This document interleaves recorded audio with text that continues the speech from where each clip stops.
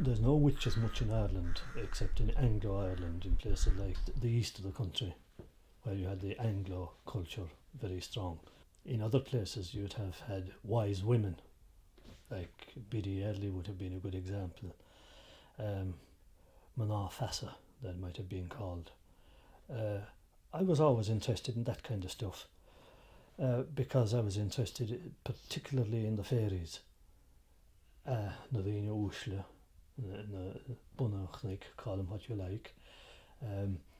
And where you had the Mana Fassa, you tended to have the connection between the two things, because lots of people went to these kind of wise women and wise men to get knowledge. If they were troubled by the fairies, who they go to? You couldn't go to the clergy, because you'd be very quickly put in your place. You should not believe in those kind of things, so you went to somebody who might help you, and that would be the likes of Biddy Early. She helped people in her day, that's what we were told. People who were sick came to her, and she, when there was no doctors, no VHI, no consultants, no HICVA, no nothing like that, and they came to Biddy Early. She probably worked in this area when she was alive for about 50 years, and her fame would have spread, and it was a period when, as we see, there was no electricity, no newspapers, there was dark nights and all that, and there was no much cures, and people kind of, their imagination, and also with regard to medicine, in that sense, that she filled a gap. She filled what I call the Placido gap, and a very interesting gap in people's lives, She was born in 1798, they say, the year of the rebellion, and she died in 1874. My honest opinion of Biddy is that she was a herbalist, most of all, and probably a very good herbalist. But again, there was nothing major about that. Her mother before her was the same, so there was nothing new about that, but she had this supposed power then to be able to read people's minds. I know she would, when somebody may come to visit her, she'd know when they may come. Or she'd know when they may come. You never got in to see her. She was always asleep or something like that. So some guy would earwig outside, find out who you were, where you came from, what was wrong with you. You got in an hour later, and she'd say, "Oh, you're John Smith from that, and you're something." And they'd say, "My God, But people used to pay her with what they had. Half a dozen eggs, a chicken, a bottle of poteen, because just poor people came to her. People who couldn't afford a doctor. Two things. One, she wouldn't accept money because she could be charged by that. She was cute enough to do that. And secondly, even cuter, that she never intended or never would go near a physical injury, like if you broke your arm. It was always these type of things with the fairies and the cows and milk and the eggs and the thing, and spells and pishogues and that. And she confined herself to that. Sure, she was evicted by the landlord. And what's this she told? She predicted the landlord's death, and he was murdered. She told him that he'd be burned alive and his ashes would never be collected. That's what she told him when he evicted her. And that came to pass sometime after he came, and he was in his house, attached house, and he was beheaded. He put his head out the window when he had the knives outside, and he was beheaded, and the house was burned down, and they said his ashes were never collected. I don't know. I'm not able to say.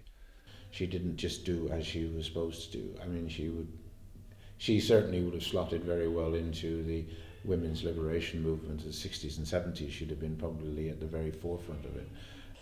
She was married 4 times, and she was a scandal, I suppose, to the parish of Feakle, in the sense that she ran a shebeen and she didn't get on with the clergy and she didn't get on with the police. Now, that wouldn't make her in itself a scandal, because if you didn't get on with the police that time, you could be a hero as well as a scandal. But the fact that she didn't get on with the priest, of course, and the priest seemingly preached off of the altar about her, that wasn't so good.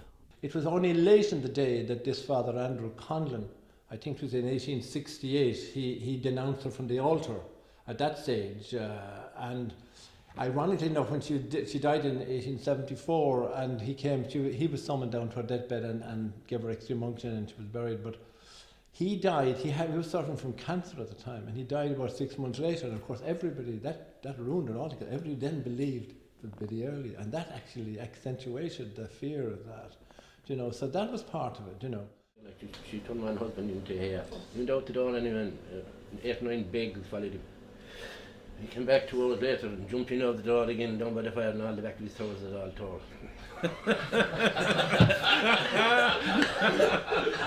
These are the stories that are really...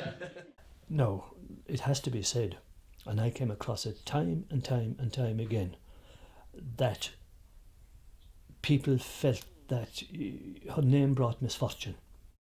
Fear was generated at the time they did up the house. This Biddy brought misfortune down on people. That a few people that were involved in it had tragic circumstances, and it was related to Biddy. You know, or of course it is very easy. You know, when you're looking for a reason, it is very easy to say, "Oh, just you shouldn't have gone near Biddy Early." Her name was taken by a guy from just back a little bit West Clare, and he decided he'd call his inn after her, you know, and went on actually to brew the products and all that. And a short time later, he was found dead in bed. So people came from an English newspaper, and they claimed this fella. He claimed he was a grandson or a grandnephew of Biddy Early's, and he wanted to find where the house was. And the local man brought him down to see it. And that local man didn't live very long after that, and people associated that was the reason why he of his demise. again, a lot of people, as you say, don't necessarily want to talk about it because there's a lot of superstition out there in this world. And Ireland, I think, in particular, would have been a very superstitious nation. It's amazing enough that some people still are. I know a man, I won't give his name, and he's quite he was a school teacher, and I won't say any more, but he hardly will mention her name. As a percentage of all the people who gave me stories about her, there are Feakle people in it, but there should be an awful lot more, considering that she is from Feakle. I didn't find as many as I should have. And, of course, the crazy thing is that in Feakle old graveyard there is no marker for Biddy. There is one on the wall outside for Brian Merriman and nothing for Biddy. Now, I said it in Feakle. Why? This makes utterly no sense. The most famous Clare woman of all.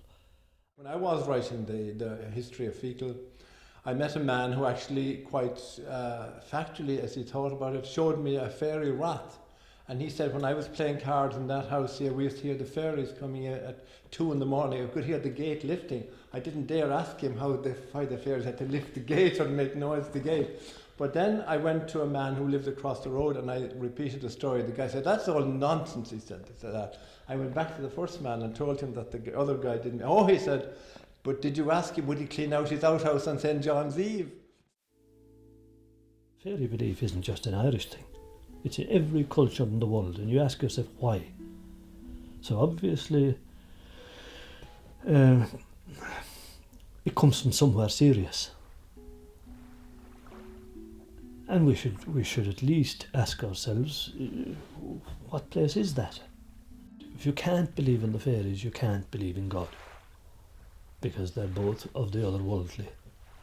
Religion and the bit of magic, they're both in the same field, if you like, You have beliefs and what you believe and what you don't believe. And the fact that there's a little bit of mystery and the thing that people cannot understand, the bit of mystique, that's what will keep it. Yeah, if you can find a reason to everything, if the mystery goes out of a thing, it dies away. Yeah. There are things that require explanations that scientists can't give us, and so therefore we create an explanation. It becomes a story, a mythology, or it becomes a superstition. Everybody's afraid of the dark to some degree, or that of the unknown, and certainly that's within people, and we're always within, We're talking about Higgs boson and all that, and the God particle, and that we've come from there. It's a long way to come in 200 years. I think if you take away all of those beliefs, superstitions and so on, you take away a certain amount of magic. Storytelling is probably dead in Ireland, or else I have been tremendously unlucky. But I don't think so. Storytelling in the old sense is gone. I have a big archive of tapes and all the rest of it, of a lot of people who are dead now. And I've asked lost quite a few of the people's grandchildren. Would you like to hear your grandmother or grandfather? And it always amazes me how many of those people, younger people, who are not interested. Well, the young people don't know anything about her, so no, they do not. Our stories are being lost, our archaeological heritage is being lost, our language is being lost, and instead of keeping what we had, trying to, we've just given in and swam with the tide. And with every old person that dies, a mini heritage dies with them.